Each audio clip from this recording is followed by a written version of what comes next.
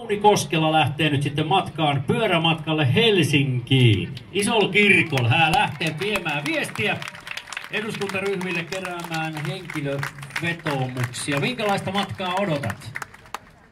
No tietysti odotan sen, että OKL säilyy täällä. Että olen sen verran harjoitellut tuossa viime viikolla 4 päivää ajoin ympäri Etelä-Savoa, keräsin noita nimiä listaa. Ja nyt lähdetään tuosta kohti etelää, Sulkava, Puumala.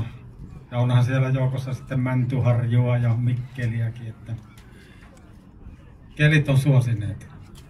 Hyvä. Milloin arvelet olevas perillä sinne, minne oletkaan menossa, eli niitä hyviä asioita eteenpäin viemään?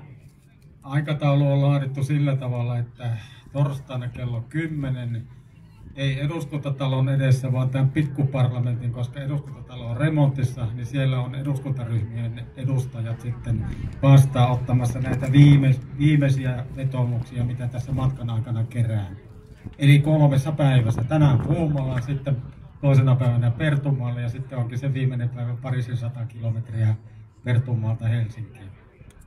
No ei muuta kuin hyviä hermoja ja peppulihaksia. Sitä mä veikkaan, että vaatii tuo reissu aika oleellisesti. Kyllä nämä pyöräilysortsit on hyvä olla. Että puoli päivää pyöräily ilman pyöräilysortsia ja ei oikein mieli tehnyt tuohon satulaan laittaa takapuolella. Joo, ei muuta kuin isolla pepantteenilla vaan reissuun.